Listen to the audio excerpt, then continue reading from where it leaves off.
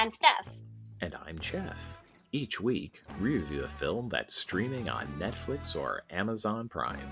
As writers, we'll deep dive into the hook, plot, characters, and ending to tell you if it's a good story. Listen at your own risk. This review contains spoilers. Now sit back Relax and enjoy enjoy Stream Stream On. On.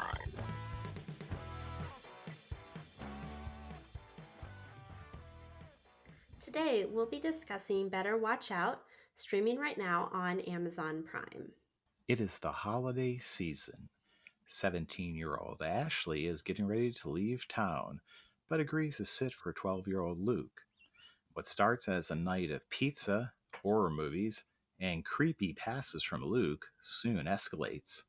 Will anyone live to see Santa? Better Watch Out was directed by Chris Peckover. It was written by Zach Kahn and Chris Peckover, and it stars Olivia DeJonge as the babysitter Ashley, Levi Miller as Luke, age 12, the boy that she's babysitting, and Ed Oxenbould as Luke's friend Garrett. So I chose this movie because I was looking for a holiday movie and I wanted a horror movie. I really enjoyed the film Krampus, and so I was looking for something along those veins. And so when I was researching holiday horror movies, this movie popped up as one of the most underrated holiday films. And so I was intrigued by that, why it was underrated, and it looked fun with a horror component. So I decided to give it a shot.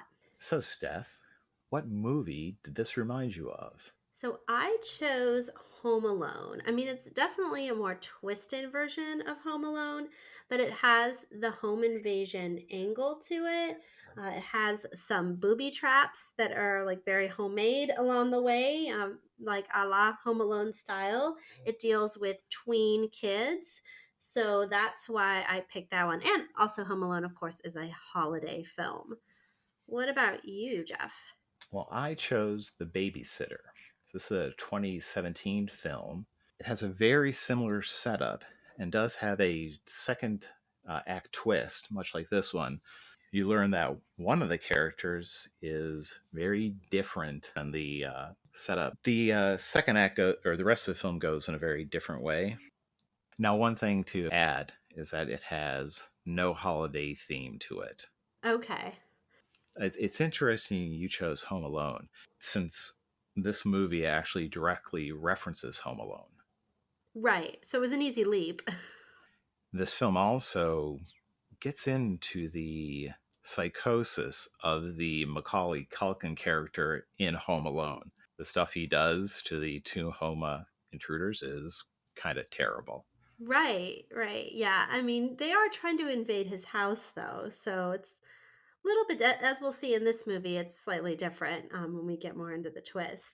But yeah, I guess thinking back on Home Alone, it is pretty messed up all the things he thinks about and then does to the home intruders. Yes, he is a little monster. It just happens that he has the law on his side because he's defending his home. Yeah. But he couldn't just do it simply. Couldn't just get like a shotgun out and just say, leave my property. He has to be really elaborate with how he does it because we wouldn't have a movie. Okay, so let's jump into the hook. So, Jeff, did this story grab you in the first 15 minutes or so? It did. It has a very efficient setup of the characters. We get to see some potential threats almost from the first scene where Ashley is driving to Luke's home, and there's a mysterious black car that appears to be following her, which then turns out to be a complete red herring. We get some creepy stuff with Luke's dad.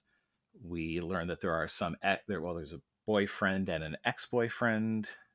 So there are a number of different pathways this thriller can go that are set up within the first few minutes. I was engaged enough to want to see the rest of the film. I thought the hook ended right around the point where the parents leave. At that point, we've had everything set up. We understand who the characters are, and we're ready to move into the rest of the plot. So what about you? So it definitely worked for me. I mean, it introduces our three main characters, Ashley the babysitter, and then Luke and Garrett. There's a really funny exchange between Mr. and Mrs. Lerner. I don't know if you remember that part, but they're just talking about his like cheesy holiday ties, and it's just good banter. The parents aren't going to play like a prominent role in this, but it was just a funny banter. It does get creepy when Ashley shows up because Mr. Lerner, Luke's dad, is really inappropriate with Ashley. Like he's hitting on her, and she's 17 years old. She's a minor, but he definitely is a little too friendly with her in terms of like talking about her appearance. We can see where maybe Luke gets some of his stuff from. You also see Luke and Garrett having an exchange. They're 12-year-old boys, and so they're talking about things like drugs, and they're talking about how Luke crushes on his babysitter and that he wants to like get with her sexually. I mean, it's definitely like, do 12-year-old boys talk like this? Maybe they do these days. I don't know, but it was a lot. Well, it does set up a theme that runs through the movie about how men are possessive of women. You mentioned the father.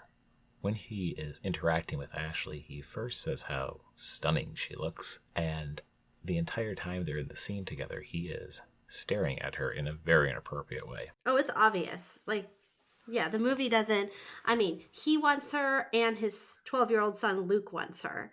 And Luke's like trying to figure out how he can convince Ashley that she should be with him. Like you see that when he's talking to Garrett in the room, and they have this moment where they're talking about, well, there's a 5-year age difference, and Luke's like, it's not that big of a deal. Lots of adults have 5-year age differences in their relationships, but the difference, of course, here is he's 12 and she's 17, and that there's developmentally a pretty big difference.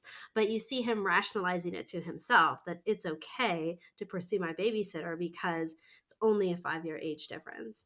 For me, okay, so Mr. and Mrs. Lerner leave. They go to their holiday party, and then we've got Ashley and Luke by themselves.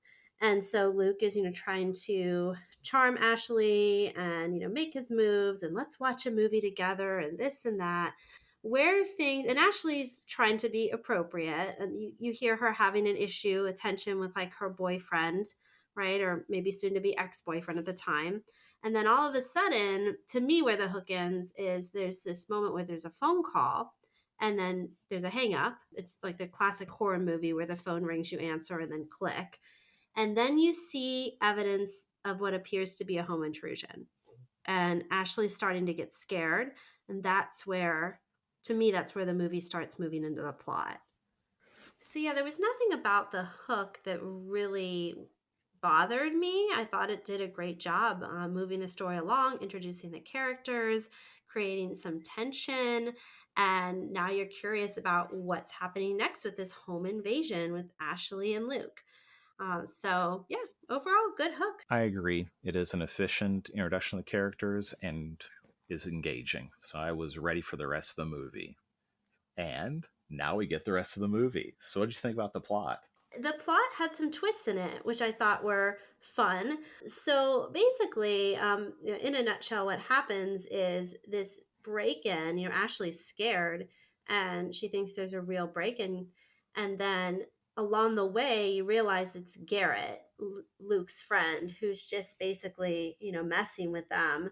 And they were pranking their babysitter, which seems harmless enough, but then it gets creepier because then there's another plot twist that Luke is a full-on psychopath. Like he is cold and calculated and has planned this whole thing out to mess with his babysitter that he's obsessed with. So because she's resisting his sexual advances, he then starts upping the ante, and it gets pretty uncomfortable. I mean, the one thing I will say about this plot is that the director does not hold back.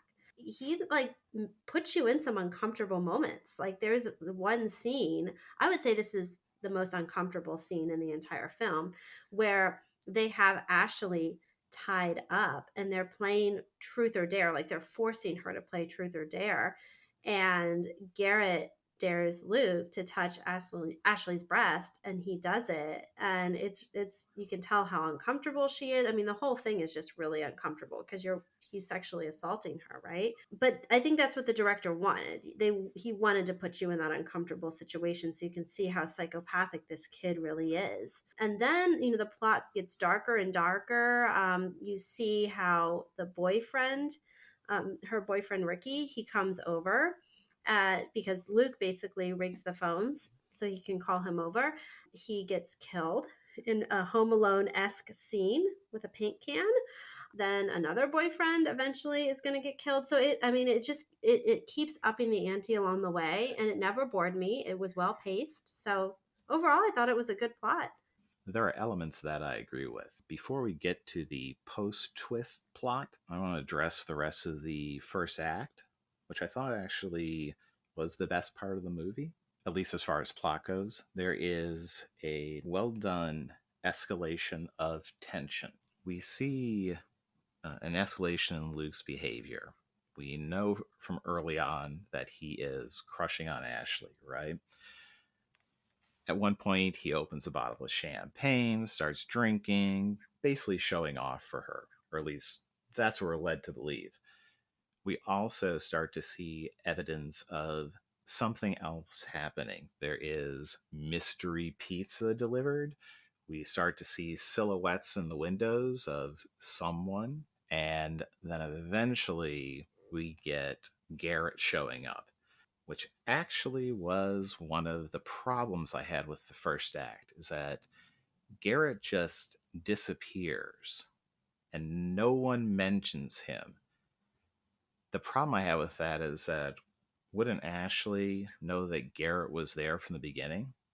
So I don't think he was. My understanding is that Garrett went home. There was in the opening, right, the hook, Garrett and Luke were in the bedroom playing a video game, and then he went home, and then eventually he comes back. He's like a neighbor, and then he comes back to do this fake home invasion.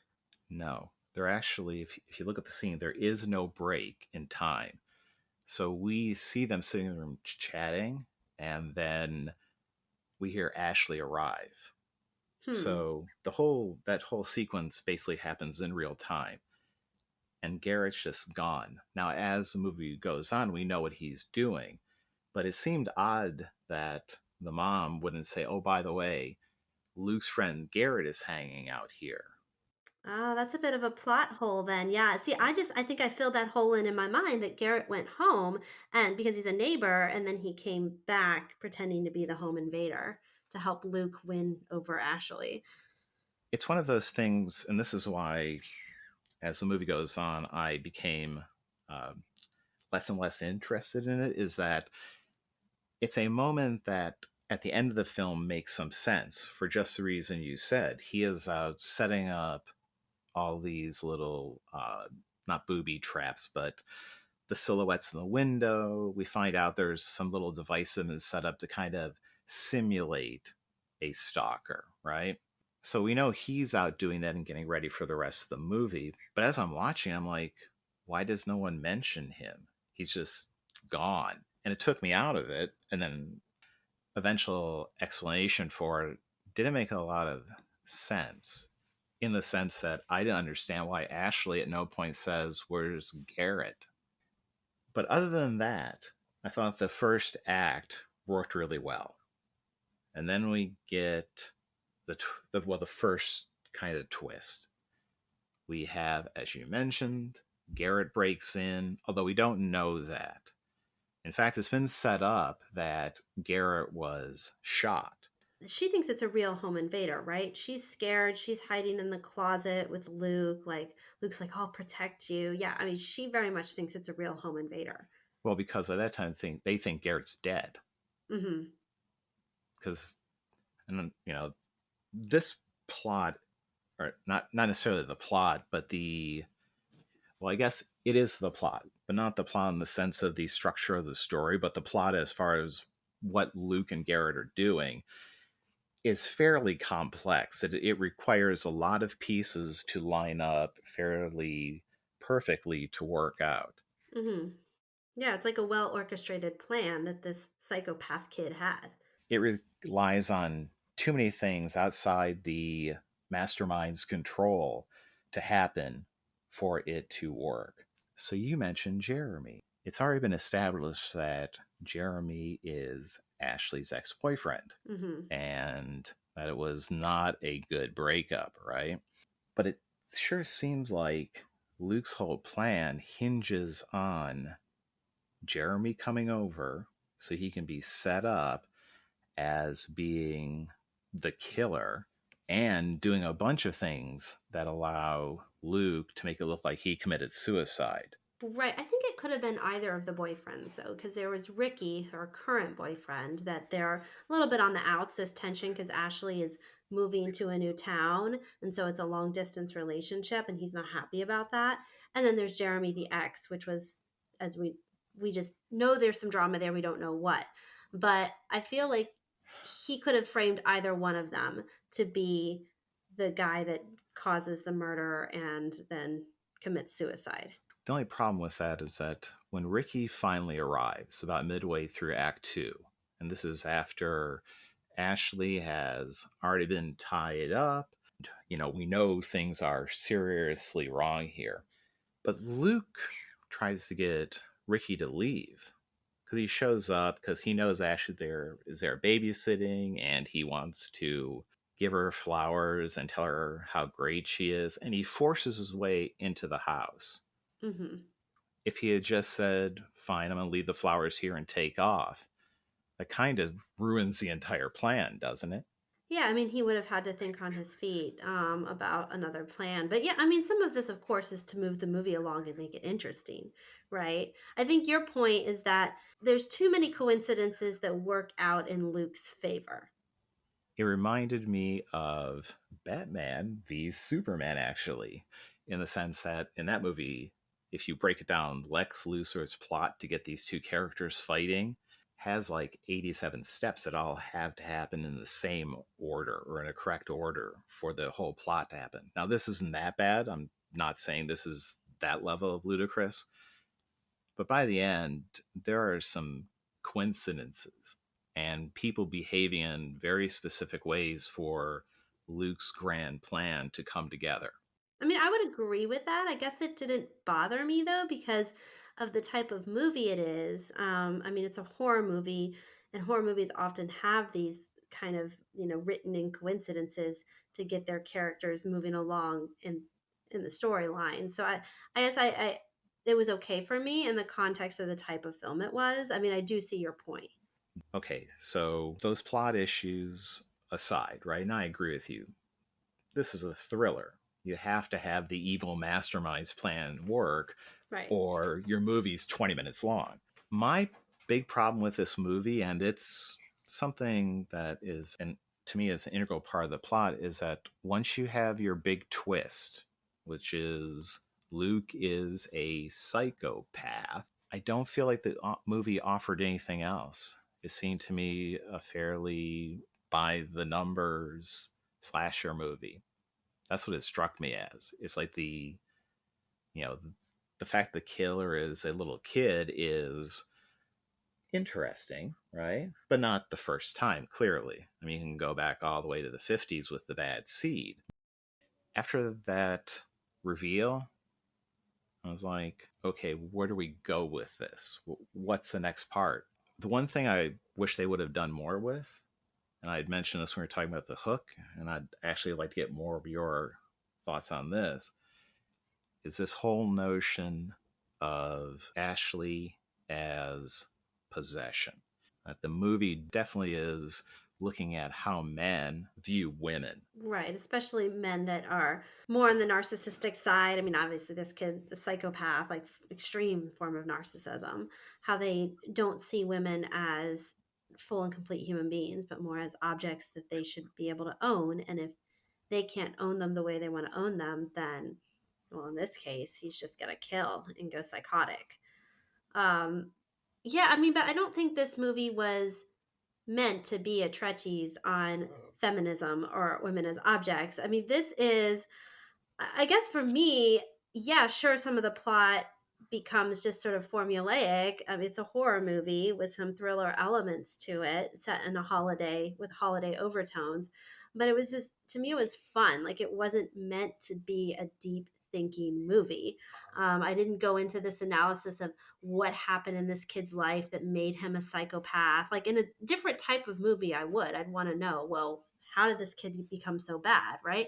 But in this movie, I didn't care because that wasn't the point of the movie. It was just the point was to see what this evil kid was going to do to this babysitter and to her boyfriends, and to Garrett, his supposed friend, and was he going to get away with it or not, and who was going to end up alive at the end or not, and set against this fun holiday backdrop. And I agree with you in the sense that this movie wasn't setting out to do anything really interesting or new. And I think that's my problem with it, is that this plot, once we get past the twist and a really good first act, doesn't really do anything for me. Yeah, I mean, you do get a redemption arc with Garrett, because Garrett, the friend who has basically just been going along the whole time with what Luke wants, eventually realizes, wow, this kid is purely evil. This has gone way too far.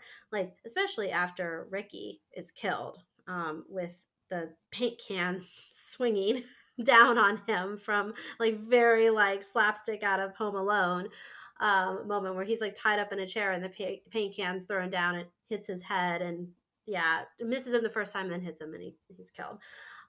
He realizes, oh wow, this has gone way over the top. He learns that his hamster was actually killed, like in cold blood by Luke, and that this is not just a prank, and helping him get his rocks off with the babysitter. So he wants to try to help Ashley and escape, and unfortunately he gets killed. But you do get that redemption arc for Garrett, which I liked. So to me, that added something to the film. The one problem I have with the plot, it's really the only major issue I had with the plot in this type of movie, was the Ricky kill scene. For me, was not scary. Like, this movie was meant to have some scary moments, and it was too Home Alone. It was too comical with the paint can swinging down to kill him. And I wanted more suspense, more struggle, trying to get away. Like it was a suspense of one paint can swinging and missing him, and then the second one swinging and hitting him, and like hitting his head, and just, yeah, blood and yellow paint everywhere. And that took me out of it a bit because it was too slapstick for this movie. I don't know what your thoughts are. The film can't decide on a tone. Hmm. There are moments that are pretty dark. You mentioned the sexual assault, right? Yeah, it's uncomfortable to watch. Right. We have some kind of gruesome kills. They're not particularly graphic, but there are some violent moments in this. There are definitely moments where it seems to be veering into a more serious kind of horror movie. But then you get some stuff, like you said, that seems kind of slapstick. There's a really weird kind of risky business homage near the end where Luke is sort of dancing around as he's setting up the murder scene. It was one of those films I was like, please pick a lane. Are you a twisted, John Hughes movie? Are you doing a lighter version of Saw? Is it supposed to be just a fun horror movie?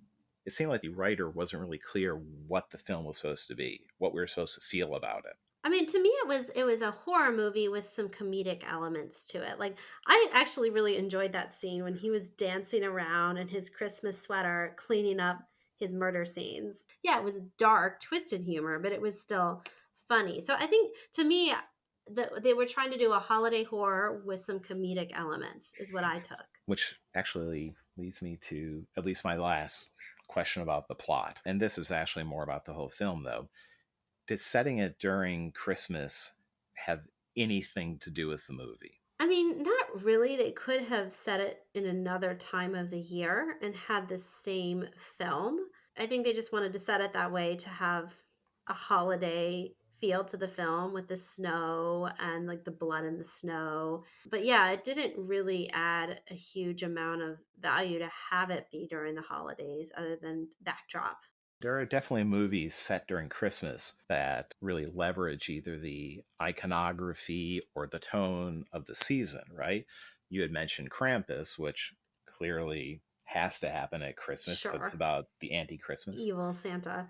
There's a episode of what was it?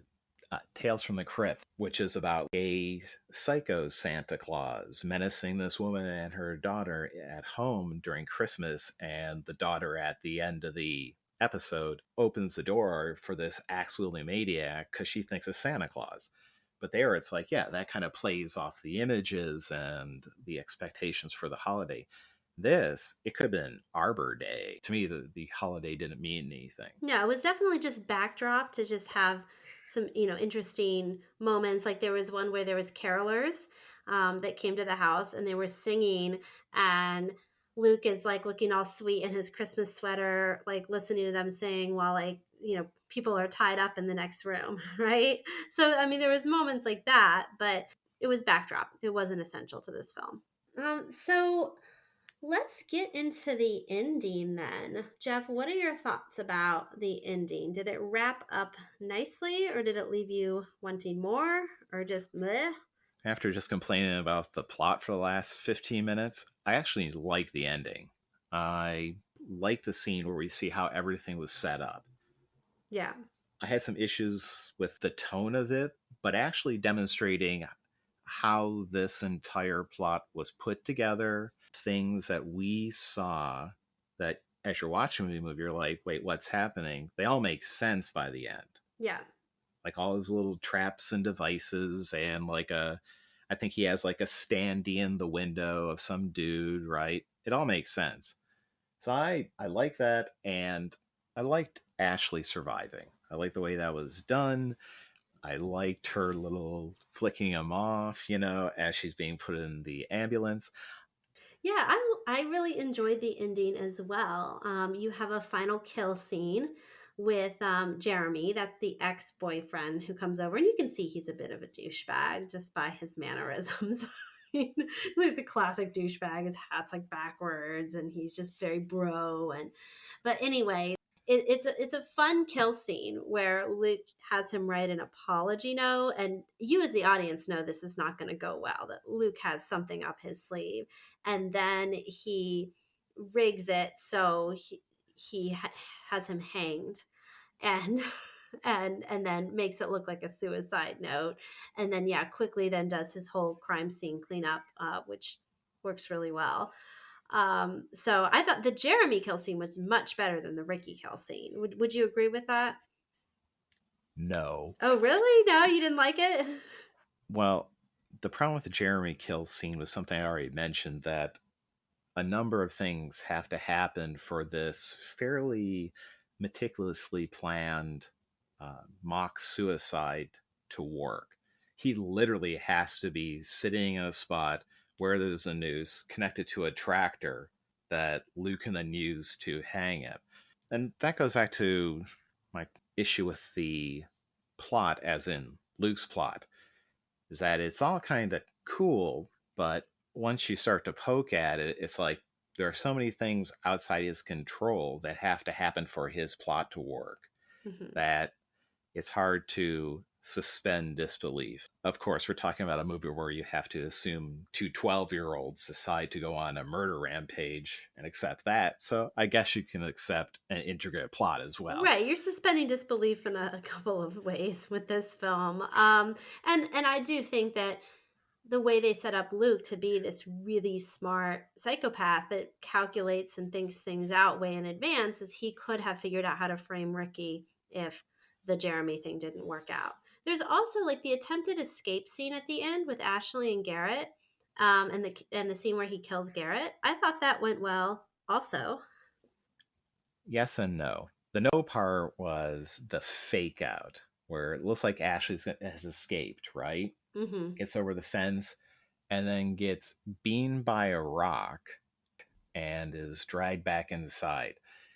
And there's a bunch of carolers like across the street, and no one notices any of this, which actually was one other little problem I had with the movie. And this is minor, but I'll bring it up now. Is that I think it would have helped if the house was shown to be more isolated.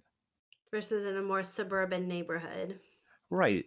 It's there were a few times I was like, how is no one hearing this? Why is no one just running out the freaking door? I mean, they take care of some of that. So I'm not trying to say that's not addressed at Yeah, the all. carolers, they're singing so loudly, you're just not hearing some of this stuff.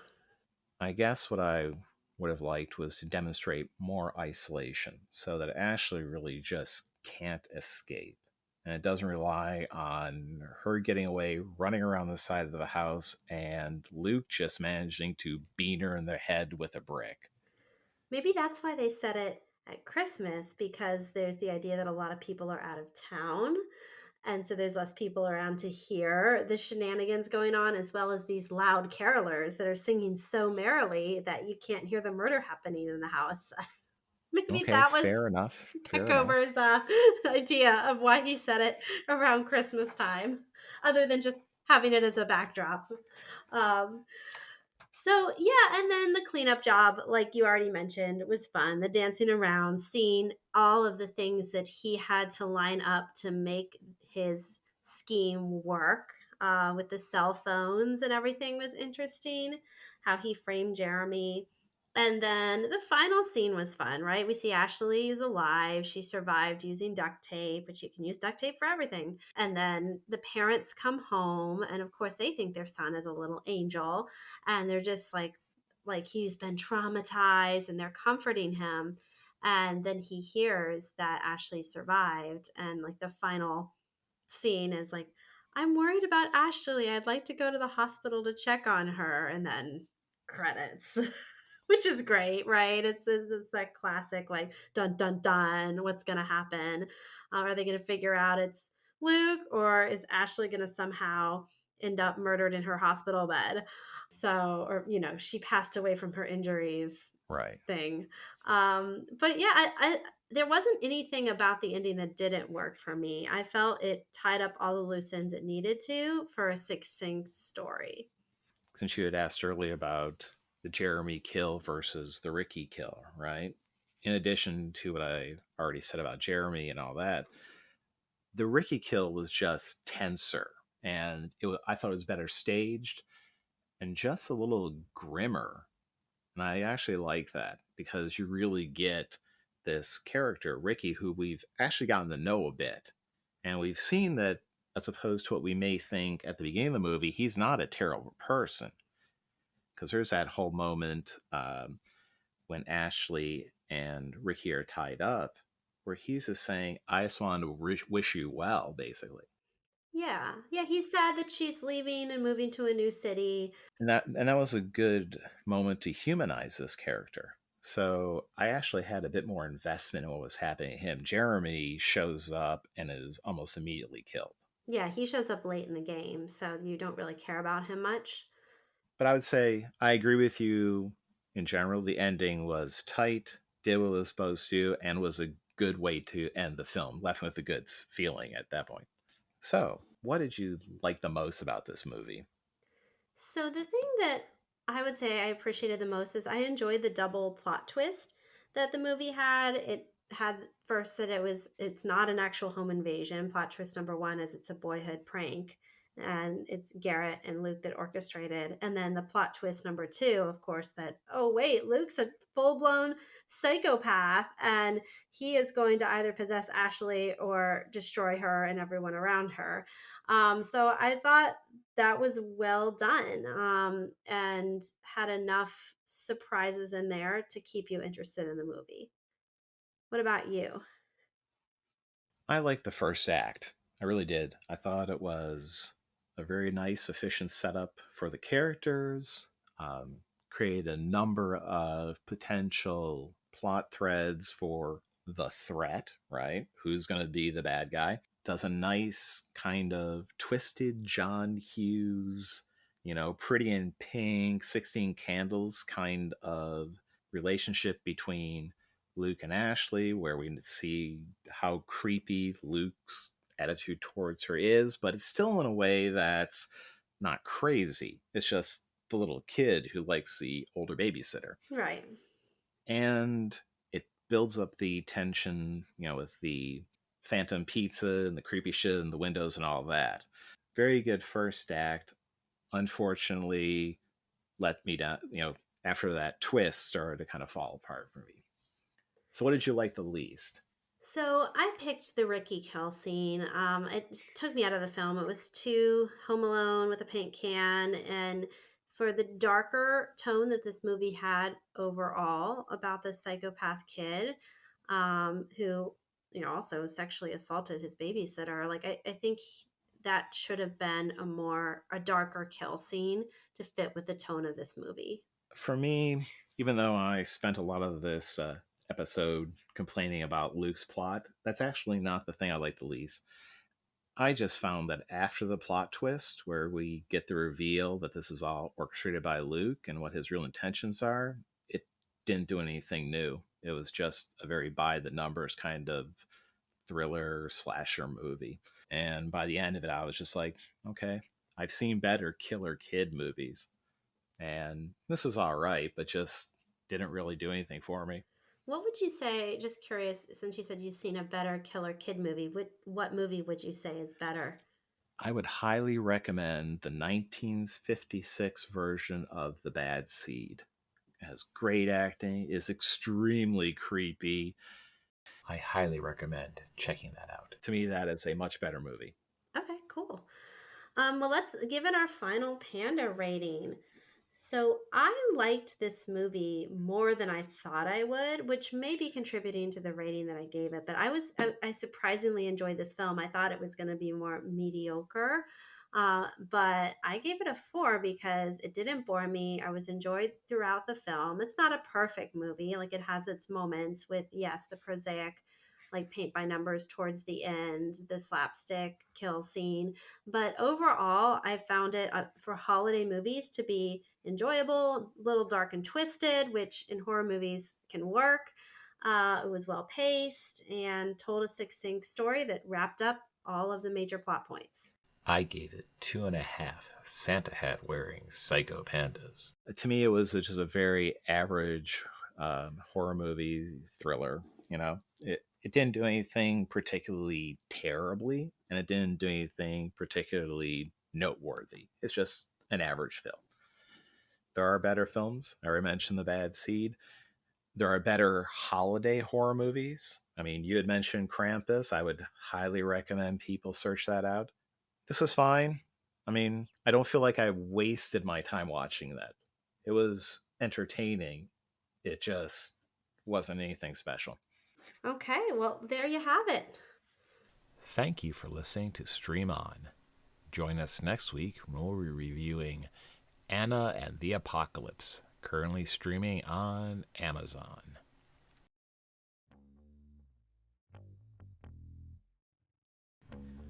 Stream On is a production of Steph and Jeff Wrights Media. Reproduction of this podcast without written consent is prohibited. All rights reserved. 2020.